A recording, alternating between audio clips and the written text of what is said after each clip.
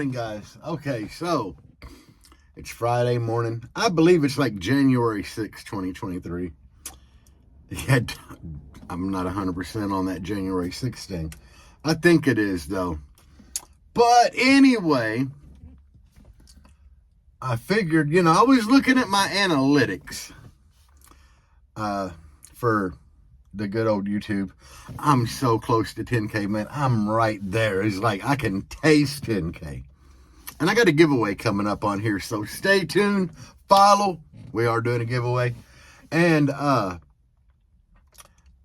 started thinking, my most viral video, like not the one that's made the most amount of money or anything, is just the one with the most views, is talking about horns. And I believe that a lot of people just don't understand exactly what a horn is and what a horn does. So let's get into that. Right here I have 2 horns per door. Bam! Not to be mistaken with the tweeter, because they're not a tweeter. And don't mistake them with the mids, because they are not a mid. A horn actually plays a frequency really strong in between the two of those. And honestly, if I was going to give anything up, I could give the tweeters up and probably be just fine with only running the horns. Now keep in mind, horns are 8 ohm, and what I like to use, I'm running these, for all my mids and highs, I'm running these Deafbonch full bridge. I will be replacing these this summer with DS18 amplifiers, because they actually they have an amp now, a 4-channel. It does 700 by 4 at 4 ohm, over 1,000 by 4 at 2 ohm, and that's actual dyno numbers. My horns are on this, and I have it bridged 2-channel. So it's bridged at 4 ohm per channel, 2-channel, which is going to give me roughly 150 watts per horn, because they are 8 ohm. And I use a DSP to run everything. That way I can just dial in the frequency that these old horns like. But horns, they do make all the difference in your music. A lot of different kind of horns. Usually you don't just go to a website and type in horns. If you type in horns and do a search on any good reputable website, you're going to find just that horn shaped front and nothing else, because you have to buy that separate from the compression driver. The compression driver is what you're actually going to look for, and the ones I currently have in here, they're neodymium. They're McLaren Tangos. I really like them. They, I believe, have a 2-inch voice coil, which is big for what people think's a tweeter, but it's actually not. There are compression drivers that actually will start playing down as low as 500 hertz. Most tweeters don't even start playing until 2 kilohertz, which is 2,000 hertz. So what's happening is a horn or a compression driver, everybody just calls them horns, but it's actually a compression driver. It bridges the gap between the mids and the tweeters, because most mids, they're done playing, high. Some will go higher, but not well. But most of them are done around the 500 hertz range. Maybe some will play, let's say it plays to 1,000 hertz. But if your mids are only going up to 1,000 hertz, which a lot of them don't, but some do, and then the tweeter don't start picking up to 2 kilohertz, that's like the lowest bottom number. A lot of them are 2.5, some maybe even higher, but you have 1,000 hertz range there, because the mids done crapped out at 1,000 hertz. The tweeter don't start picking up to 2,000. Yeah, you have a frequency of 1,000 hertz that's just not being picked up. That is what's really good about a compression driver or a horn, is with a phonic space or a phonic coil, and there's diaphragms, I'm gonna call it a coil, but there's diaphragms. Titanium Titanium usually starts picking up around 1 kilohertz. But the Phonic, I hope I'm pronouncing that right, it actually plays down to 500 hertz. When I bought my McLarens, they came with both diaphragms in the box. It had the Titanium installed, and it came with the Phonic in there, and I swapped them all out. Super simple to do. You flip the compression driver over, you take out 4 bolts, you pull the voice coil diaphragm out, you slap another one in, you're good to go. Super easy to swap. They are cheap to buy if you blow a compression driver or a horn. They're super simple to swap and cheap to replace, so it's good as new. But the Phonic will start picking up at the 500 hertz range, so then you can go in your DSP, put a little bit of overlap between the mid and the compression driver, and then you've picked up that really good range all the way up, because they will play higher than where your tweeter comes in. So you have a little overlap on the compression driver and mid, a little overlap on compression driver and tweeter. That way you're getting the full spectrum of sound like you're supposed to. Now, I get a lot of compliments on my doors, and I believe a lot of it is from the horns. And I've let a lot of people that have been interested in running horns, or they had, thought about it, and when they hear my doors, they're pretty much sold on it. I took a chance. The first set I got, I'm just like, yeah, I've heard some cars that had horns in them that sounded really impressive. I'm going to try it, and I will never go back. Downfall is they are deep. They are like, around the 5-inch mark deep, and that's with the shortest horn you can get for the front. They are heavy. And yes, there are a lot of different companies that make horns or compression drivers. Usually, like if you go to DS18's website and you type in horn, it's going to show you a bunch of different things, including the fronts for a compression driver. There are a lot of smaller ones that have a screw-on horn that goes on the front. The driver's got a shaft coming up that's threaded. It's a lot smaller coil. I'm pretty sure they would work fine. You just kind of had to get on there and read what frequency range they start playing at. That's going to be a biggie. I've always went with a 2-inch coil compression driver. I've ran DS18. I've ran these McLarens. I loved them both. Both of them had an equally similar depth and shaped horn on the front. You got to buy them separate, by the way. But they've both done the same exact thing I've wanted them to do, and that is play the vocal range really, really loud, crisp, clean, and clear. When I listen to music, I really want to hear the vocals, and it's taken a lot of mids and high to keep up with what's coming out of here, because my last build and this build both exceed 160s on music. And that's kind of what you want when you're giving a demo. You want to be in that, 157 at least range on music, and it takes a good amount of mids and highs to get you there. And what I found works like the best that comes through all of the bass to the ear are compression drivers. You want that good vocal range. That's what they do.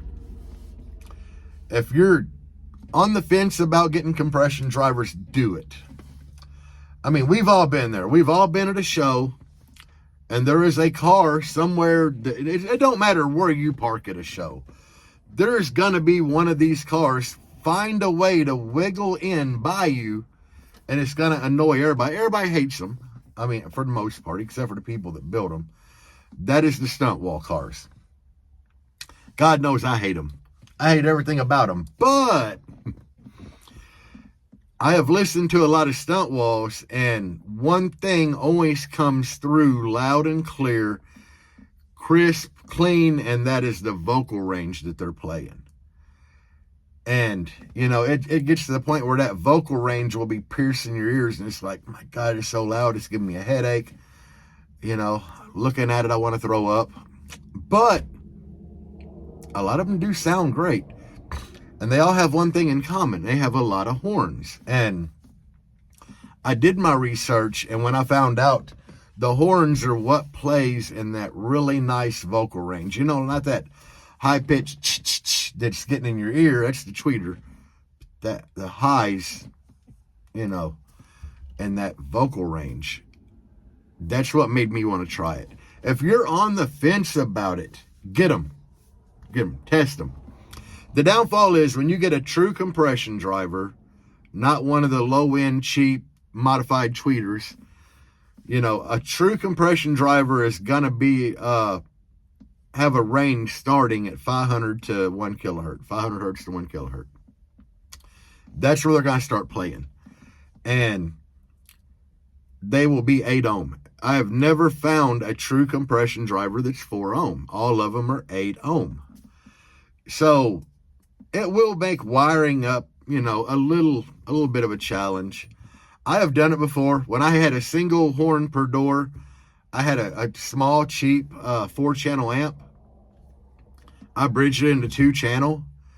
And theoretically, you know, having an 8 ohm load on 2 channels of a 4-channel amp bridged, it's going to be like you're running that amp in 4-channel 4 ohm. It's going to be the equivalent. That's the power you're going to see. Surprisingly, horns don't need a lot of power. I have roughly like 150 watts per horn, and they can overpower everything in here if I want them to. When I tuned everything out on the DSP, I had to go back and turn the horns down. So, and my tweeters run pretty much the same amount of power as my horns are, and I still had to turn the horns down. They get loud really, really easy on low power. If you have them adjusted right and crossed over right, they'll sound phenomenal, and they'll probably overpower your mids. But I've kind of went over to 2 different coil types. Myself, the phonic coils is definitely what I prefer, or phonic diaphragms. You're going to wind up paying like $300 for a set of horns. Don't let that scare you. The sound is worth it. Measure out your door and find a way and a place that you can fit a horn, you know, safely without it hitting the window when the window's down or whatever. But they are definitely worth it to install. I would definitely recommend them, like 10 out of 10 all day. It's one of the best things I have ever done personally for mids and highs. So, you know, just don't forget they have a lot of depth. You got to buy the horn, you know, the front trumpet. You got to buy that separately from the compression driver. So find your compression driver, look at the voice coil size, pick out a matching trumpet or horn for the front. I think the shortest one you'll ever be able to find is going to be like 2-inch or 2.5. But keep in mind, it takes some depth. They are heavy. You know, you're looking at like a good 7 pound per speaker once you mount the trumpet on the front. Keep in mind they're 8 ohm. And with all this being said, map everything out around them accordingly. I'm not going to say you had to have a DSP to run a triple stage, which would be mid, horn, and tweeter. A DSP will definitely help. And I have videos on here giving you just the basics of how to set up a DSP. They pair really well together, you know, when you get a DSP and a lot of different mids, because if you have a tweeter, a horn, and a mid combo, you definitely need to have separate amps for all of that. I will say I believe that every single compression driver I have ever bought comes with a capacitor that goes on the positive side. The capacitor is like you would find on a tweeter. A lot of times they're already soldered on, but that is what blocks out frequencies that it can't play.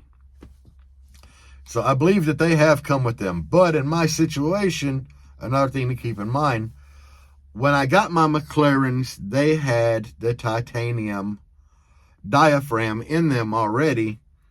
And when I, did the reading, I found out the phonic, or folic, it might be the word, might be folic, but I found out that diaphragm actually played lower, and I swapped them out.